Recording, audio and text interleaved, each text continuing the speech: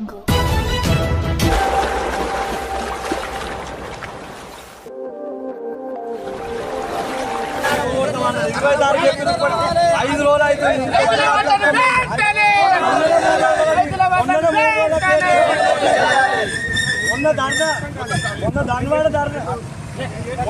ధన్వాడ ధర్నా కాడ కూర్చుంటే 3 రోజులలో క్లియర్ చేస్తామని చెప్పి ఇవాటికి మళ్ళీ ఫైనల్ అవుతుంది. మొన్న ధర్నా కూర్చొని ఇదే మాట చెప్పారు.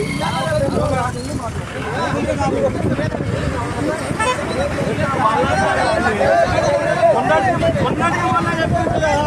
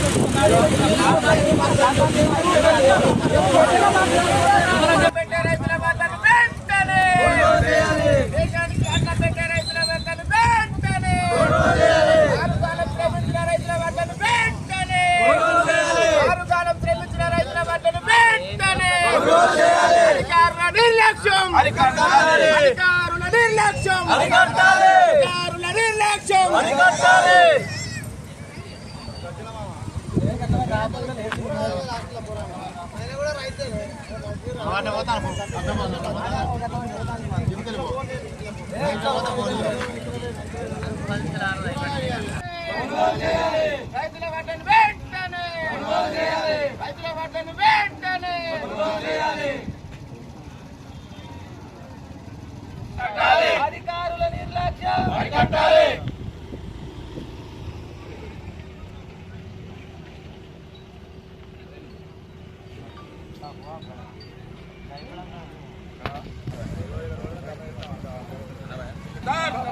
దేశానికి అన్నం పెట్టే రైతులపై చిన్న చూప, దేశానికి అన్నం పెట్టే రైతులపై చిన్న చూప, రైతుల పంటను వెంటనే కొనుగోలు చేయాలి, రైతుల పంటను వెంటనే కొనుగోలు చేయాలి, రైతుల పంటను వెంటనే కొనుగోలు చేయాలి. అధికారుల నిర్లక్ష్యం అరికట్టాలి, అధికారుల నిర్లక్ష్యం అరికట్టాలి.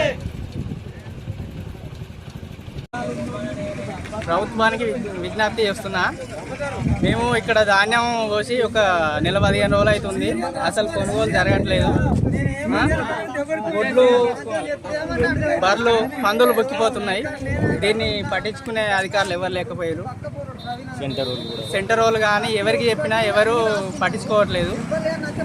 వెంటనే కొనుగోలు చేయాలి. 6 కాలం వెన్ననక వాననక కష్టపడితే మమ్మల్ని ఇంత చిన్న చూపు ఎందుకు చూస్తారు?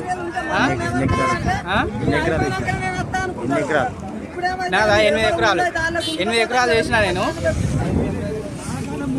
ఉద్యోగానికి తిరిగి ఏస్టకి వచ్చి నేను ఈ వరి సాగు నాకున్న భూమి ఉన్నదని చెప్పి తిరిగి ఏస్టకి వచ్చి నోటిఫికేషన్ పడట్లేదు. ఉద్యోగులకు ఉద్యోగ కల్పన లేదు. అందుకే అది మా వ్యవసాయ భూమి ఉన్నదని కూడా ఇది ఉన్నదని చేసుకుంటే దీని మీద కూడా లాభం లేదు. మేము ఏం చేసి బతుకుడు మరి? మేము వరి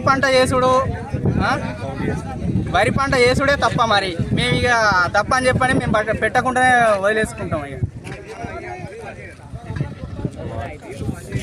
ఇప్పుడు కరెంటు సదుపాయం లేదు, వాటర్ లేదు. రైతులను ఇంత చిన్న చూపు ఎందుకు చూస్తారు? రైతాంగాన్ని వెన్నుముఖం వంటి రైతులను వెన్నుపూస ఇరుగొట్టి ఇక్కడ కూర్చున్న పెడతారు. రైతాంగాన్ని పెద్దపీట ఎత్తారు. ఏడెత్తారు పెద్దపీట. వెన్నుముక్క ఇరిచి ఇక్కడ కూర్చుండ పెట్టే పెద్దపీట.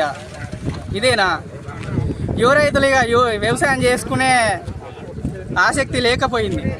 నేను కోసి మూడో తారీఖు కోసిన అంటే ఇప్పటికి 22 రోజులు అవుతుంది. నాకనే కోసినవి పోతాయి. వారదాయిస్తలేదు మన గోందాక వడ్లు మన గొడ్డు బుక్కుతాయి.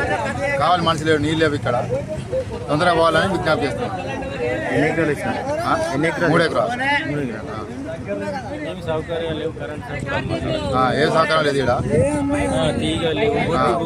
గొడ్లు బుక్కుతాయి. కావాలి.